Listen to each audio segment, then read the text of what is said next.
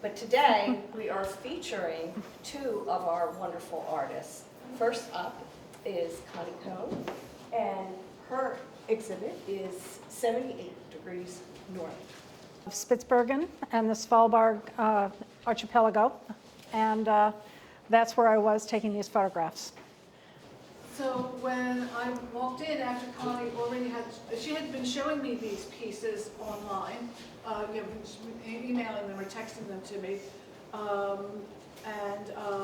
In fact, actually she took a couple of early shots and sent them to me. I said, oh, I think you have your next show. And so... No pressure there. Yeah, none whatsoever. None whatsoever. Anyway, but I found it, I just find these amazingly beautiful and intriguing, and you just want to walk into them kind of thing. So, so you were on a cruise, right? Mm-hmm. Yep. When you were taking these. Yes. And so, could you explain a little bit exactly kind of where 78 degrees north is? Right. For those of us who had geography a very long time ago. Our cruise started in Bergen, Norway, and so we went into, I had always wanted to go to the fjords of Norway, and my husband had said, oh, we can drive there. Well, you can't drive there, you have to be on a ship, obviously. And so the cruise started there, and it's very beautiful, and I took photographs there, but they weren't what I was thinking. When I went back over those photographs, they were pretty, but that was about it. And then we went across the Norwegian Sea as we went north from Norway for about, I think 12 hours or more than that, more like a day practically, I think, to get to Svalbard, which is an archipelago that's way far north. There's only one town there. As I was explaining to some people, if you're going to get off a ship and stand on land there or walk on land, you need to have a long gun and a pistol because of all the polar bears. There are more polar bears there than there are people. So we were on the ship going into fjords in Spitsbergen. And then some days we were in inflatable Zodiac boats, which held about, I think 16 people. And so we would cruise around through the icebergs. Some days we got off and walked around. This was fairly forbidding, and so we couldn't walk there because the glaciers come right down to the sea. So there was no beach on which to walk. It was just absolutely incredible. I knew it was going to be beautiful, but I didn't expect how monumental the landscape is. And when I started thinking about printing these, I didn't think they were going to be an 8x10 kind of photograph. They needed to be larger. Yeah, no, they really have to be, because as you said, they are so monumental. You said you'd always wanted to do it. I wanted to go to Norway, and I hadn't really thought about Spitsbergen very much. And then when I realized we were going there, silly me, I didn't really think about on this cruise that we were going to get into Zodiacs and actually be around the icebergs, because I thought, well, I'll see everything from the ship. I mean, this was from the ship. And when you get there and you're actually in the water and seeing how huge these mountains are and how huge the glaciers are, what's left of the glaciers, you can't believe it. It's just crazy gorgeous. People aren't going to go hiking in here. Parts of Spitsbergen on the eastern shore, you're not allowed to go ashore there. It's a nature preserve, although there's a lot of nature that we're seeing here. Although I don't see any birds flying in any of these photographs, there were a lot of birds. But this is so pristine, and I couldn't get over as I was photographing how clean it was and how absolutely clear the air was. And the other thing that's so sad about it is it's so beautiful, good news, bad news, I suppose, that so few people are going to get to see it because it's incredible. And yet maybe that's a good thing because it's not being deluged by millions of people who would probably ruin things, certainly ecologically. The other thing that also struck me about these when I first saw them, which, I mean, beyond the beauty of them, and I think you printed them perfectly to scale. Because Thank you. anything smaller would just, No. you couldn't get the sense of this. But it's the light. Yeah. You know, Yeah. the light is amazing. It really makes those colors crisp and sing. Mhm. And, you know, you and I had talked about it, that I've done photography in Scotland and have found the light there. And I know Lisa has done art in Ireland, and she and I have Yeah. talked about the light. Mm-hmm. So can you talk a little bit about that, you know, how Yeah. you were finding when you were there? Well, you know, it's interesting. Trish and I had talked about this. We go out to Illinois fairly frequently. And Illinois, the land is super, super flat where the farmland is. And the light there is really, really specific. And I realized that maybe in 1975, 1980. And I was in a gallery in New York a couple of years later. And I walked in. I didn't know anything about the photographer. I'm looking at these photographs and I'm thinking, these are in mid-Illinois. They had to be. The light was right. And it turned out they were. And that got me thinking about how specific lighting is. And certainly this light, the way everything reflects on the water, reflects on the snow, it couldn't be, you know, I think we could almost take out the imagery and you could still think it was Spitsbergen almost. Because even like in the ones where there are clouds or with a lot of overcast, the light is still makes everything so Right. crisp and the color's so bold. Mm-hmm. Yeah, I mean, it sounds strange because obviously it's a lot of blues, grays, blacks, Right. and whites, but those colors are so bold. I think what struck me too as I was doing this is the palette is so narrow with the blues and grays, and yet when you actually look at them, they almost expand. There's so much color in all the gray. There's so much color in the water and the snow. I was thinking that on this one, the color here is so different from here, which is different from there, and all of that. It's amazing. I keep using the word amazing or extraordinary or things like that. What you were pointing out, Mm-hmm. I'm not allowed to have a favorite, so I don't have a favorite. But that one, because of also the textures, Yeah. and again, I think that has a lot to do with the light, Mm-hmm. that the textures become so prominent. And even though it's, as you say, black, whites, grays, and blues, there are so many different colors in that one. But that one is especially really struck me because of it's almost abstract, you know. It's very abstract. Yeah. I must say, when we were in the Zodiac, when I was photographing this one, I really, really, really wanted to get closer to this glacier. And unfortunately, we weren't allowed to. It was interesting because there were ducks and all sorts of animals in and around the water. So you look at these and you think it's so empty, but it actually isn't at all. Yes? And I have a favorite, I'm allowed. This one here, This one? I think it's just magnificent. Well, I think that's probably my favorite. It's heartbreaking. Thank you. But I wonder, there's two things. I see in all the pictures that the water is very still. Mm-hmm. Now, what exactly surrounds, are this little fjord inlets? Mhm. There's no open sea, that's No why open it's- sea, correct. It's far, far away. From It is, yeah, it is It far. has to be because it's like a mirror. Right. And the second question is, I think this and this is the same kind of mountain, right? How high are these? You Oof. said they were extremely high. Do you know how high those were? Up to about 3,000 meters. in the Wow. center. Okay, Yeah. all right. You know, when I'm thinking about it, yes, there was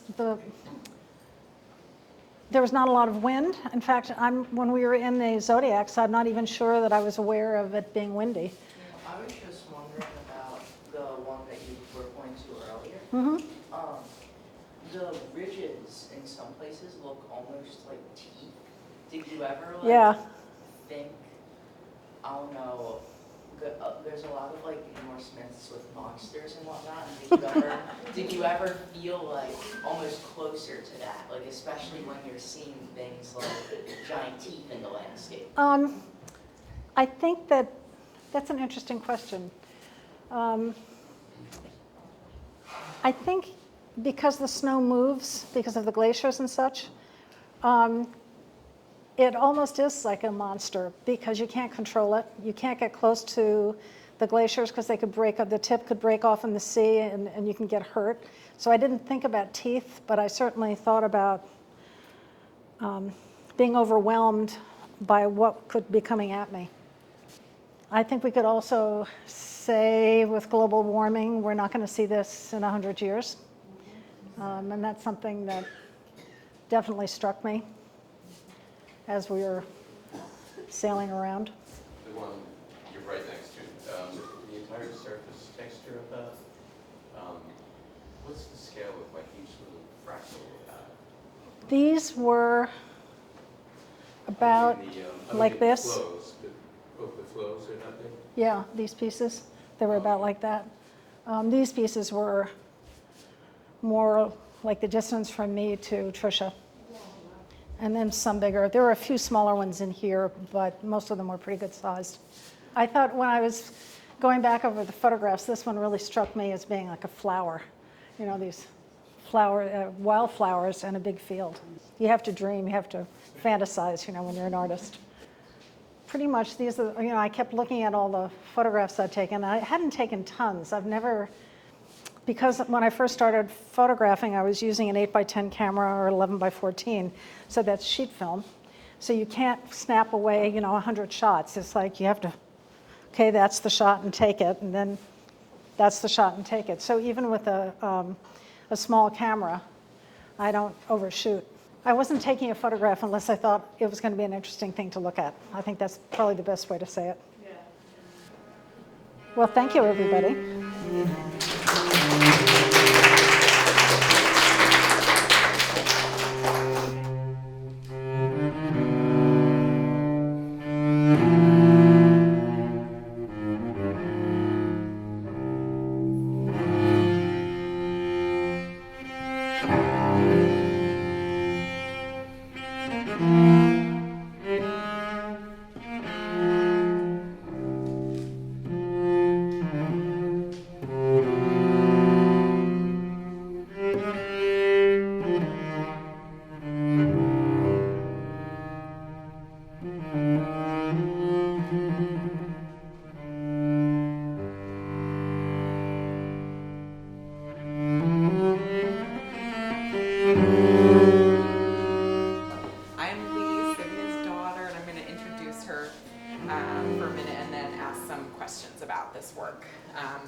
Bijoux is the name of this exhibit.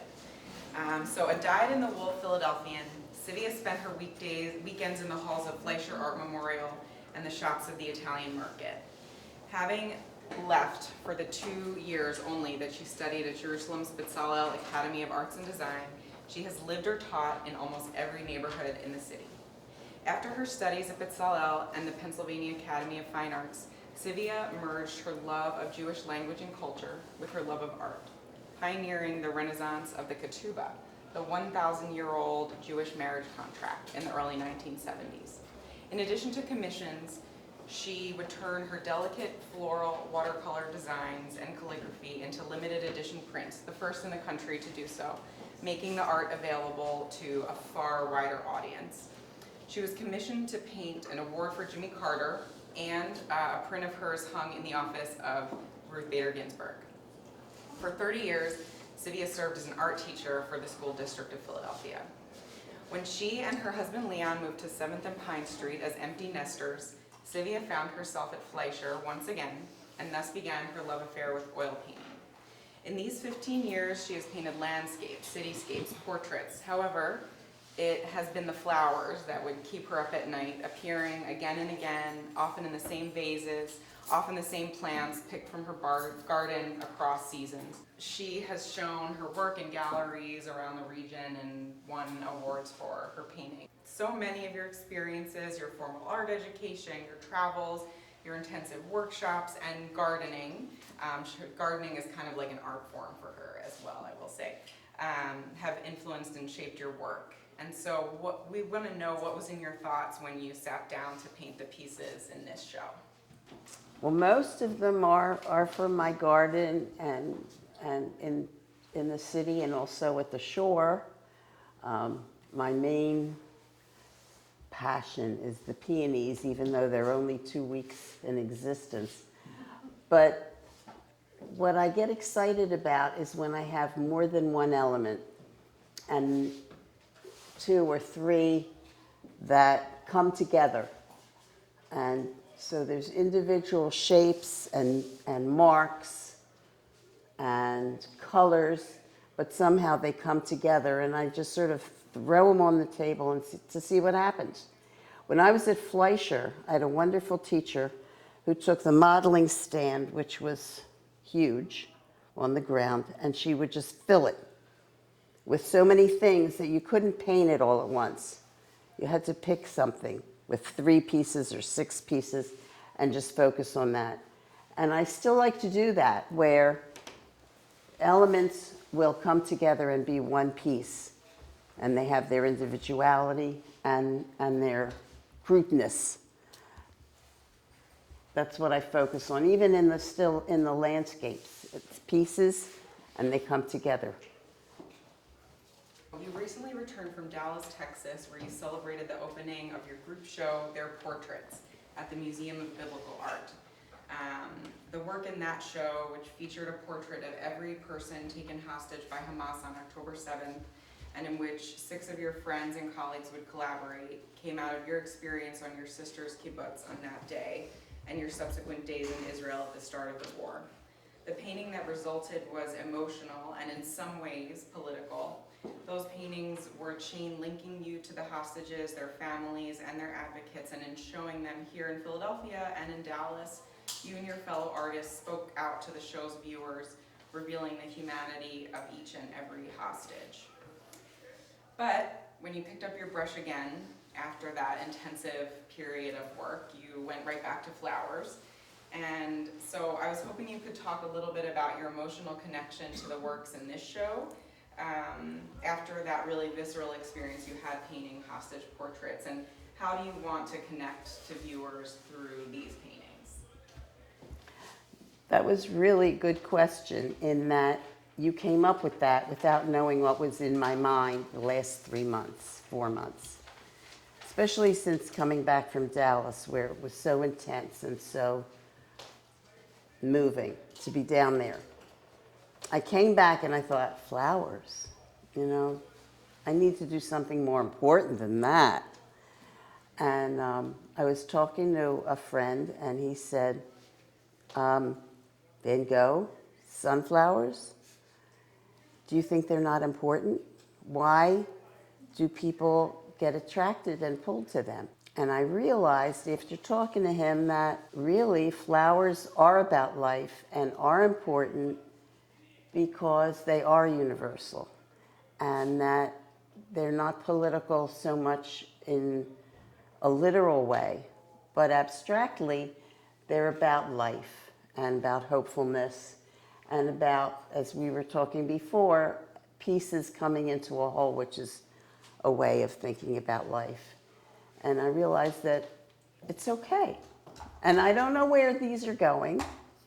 Like, we never know what the next step is, but I feel at peace with it now, that it's important enough to be making this statement about something that can affect everybody forever.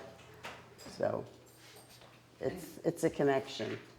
And did it feel different in the painting as well? Like, as you're sitting down to do the painting, does it feel different? You know, I'm working slower. And I think I'm working slower because the portraits made me slow down, but also I think I'm looking at the pieces of the whole, the elements of the unit that I'm relating to, and to focus. Because you really need to slow down when you're focusing on something, you know? And I look at each little piece And it may look abstract and it may look a little wild, but I'm really looking at each little piece like a mosaic almost, like calligraphy, like the calligraphy I used to use that had letters and pieces. These are now my letters and pieces. I've always loved how in your paintings you kind of play with abstraction. They're representational, but there's always, you're always sort of setting aside details that are interfering with what you want to capture. And so can you just talk a little more about how you find the details that are important to you? Like what is, you know, what does that look like when you're sitting down to paint or when you're arranging a still life? Yeah, arranging, it's really important. They have to relate to each other, all the pieces. And I like complexity, but I like simplicity too. So they sort of play off each other. And you squint, you can find the pieces that jump out at you and the rest of the stuff sort of disappears. Lighting too, you know, you see the lights and the darks when you squint with your eyes. So much of your study since returning to painting, especially early on, was in the technique known as alla prima, Italian for at first attempt. So these paintings, for those who aren't familiar, are usually completed in one sitting, like wet paint, very sort of fresh looking. And so now, especially when you have a painting that you return to over days and weeks, how does the alla prima method shape your work? And how do you know when you're finished with a painting? Oh, everybody wonders about that. I think Rembrandt probably did, you know? When do you stop? I had a teacher at the academy once who said, when you shake a painting and nothing falls out, it's finished. But whatever that means, but I never forgot it. Let's see, alla prima. You know, when you're working big, you can't do that in one day. But you just have to keep it spontaneous. It's got to look like you just did it as this. You know, I was there. It was a beautiful day in Italy, and I painted it in 40 minutes, and they have to look like the same freshness, you know. Sometimes the magic works and sometimes it doesn't. And are there any of these where you felt like things were shaking out and you had to push them back in, or like any that where that worked really instinctually? You know, can you give us like an example of that? Yeah, this I started and just went and then stopped. Sometimes you need to have somebody slap you. Don't do that. No further. But this one particularly is just one shape after another, one color after another. Yes, young man. What does it really feel like having that whole process? Like what does it feel like? Like, are you like, I really, really need to get to this? Like, how does it feel to do that? I can't stop sometimes. I want to just keep doing it. It's really fun. Sometimes I'll work on a piece and then say, okay, that's enough for now, and I'll grab another canvas and start another one. Even of the same thing. I did 3 of the same setup this week, and each one was different. And it was just really fun. I feel really lucky to be able to do it. It's just always fun, even when it's frustrating. Do you ever do any drawing or thinking about preparatory sketches, or do you just go straight for the... I go straight, and I don't use a pencil because I want to, sometimes I'll do an underpainting of just light and dark, but I don't draw. I draw, but I never mix it up with the paintings because that's linear, and my painting is more at the forms and the marks. So if I draw it, it makes it too closed in, and I want it to go like that. Trish. Yeah, your work is amazing. And you seem to have a very distinctive palette. what is it about these colors for you? I love color. I'm actually, Tonality of colors and all I'm this experimenting with gray, work. Oh, which I'm calling mud, because if you have the mud, then the colors pop out more. So I'm playing around with that. That's my new thing with color. And what do you think of the gray? Well, there's so much gray. It could be a warm gray, a blue gray, a red gray. I mean, there's just so much that, and as you add more white, it changes, and it really makes the saturated colors just pop out. It's hard to control, but, you know, practice, just practicing. It's hard to make anything else as important to me. Sylvia, these are all from Italy, the ones directly in front of me, or no? No, the top one's Jerusalem, and that's actually from photograph, but the other two are Italy on the spot. Where? Yeah, those two behind the glass, I was there working on paper, and it's fun to do that because I have an image of the town, Which you know. I don't remember the name of it actually, but I remember what it looked like. And the vineyard is in the middle, and there's an immediacy that sort of sticks with you when you're in the middle of it. It's fun. But now I'm going to do more of it because I've switched to water-soluble paints, which means I can clean it up and I don't have to take turpentine.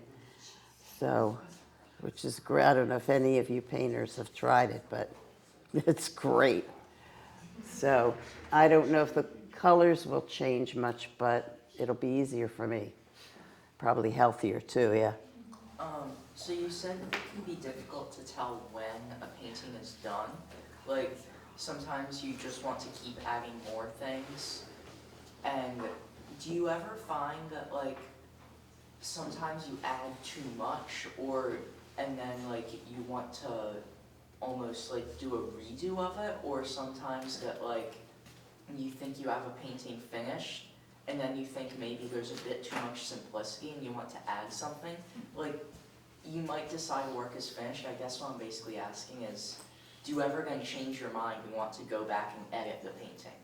Yeah, and sometimes it's a big mistake. And the painting that you really want is underneath 2 other layers. Does that happen to you? I don't paint, but I was curious.